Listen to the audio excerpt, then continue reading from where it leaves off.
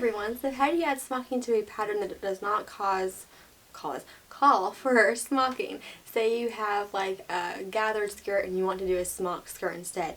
It's actually quite easy and you can do this, so let's walk through it, right? What you first need to do is establish a smocking ratio, a pleating ratio, whatever you want to call that. Most of the time, this will be personal preference and it'll also depend on what fabric you're using, but most of the time with like most cotton batises, I like at least a 2.5x ratio. So that means for every inch that is pleated, it took 2.5 inches of the fabric to get bunched up into this pleats. Does that make sense?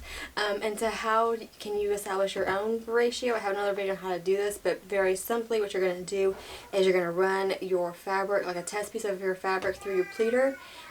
Say you do 10 inches. That way it's easy math. And you'll just see, bunch up those pleats to see how to where you like them. It is based on your personal preference. Bunch them up to see how you like them, how tightly you like them spaced, and then whatever that length is, you're going to take that pleated length that's all bunched up to your preference and divide it by the 10 inches that you started with, or whatever the length that you started with, the pre-pleated length. La, la, la, la.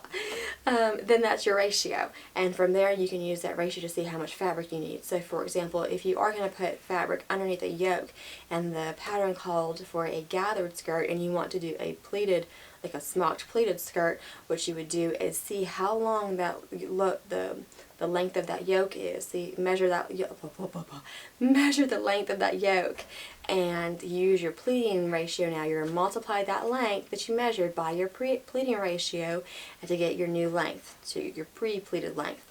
A couple things you got to keep in mind is if you need an armhole, like say your skirt needs the bottom of an armhole, you need to remember to add that in. Or maybe your dress opens in the front and you have a facing, or you're pleating the back skirts and you have a placket. Both the facing and the placket lengths also need to be added in. So you're going to do all your multiplying first. You'll have the length, for example, underneath that yoke, you'll have the length of your yoke multiplied by your ratio. You'll do all your multiplying first, and then you will add things like a sleeve, the curve of a sleeve, or the facing, or the placket. You'll add that in afterwards. That's how you work that math. So be mindful of those little details. I hope this video was helpful. That's all it is.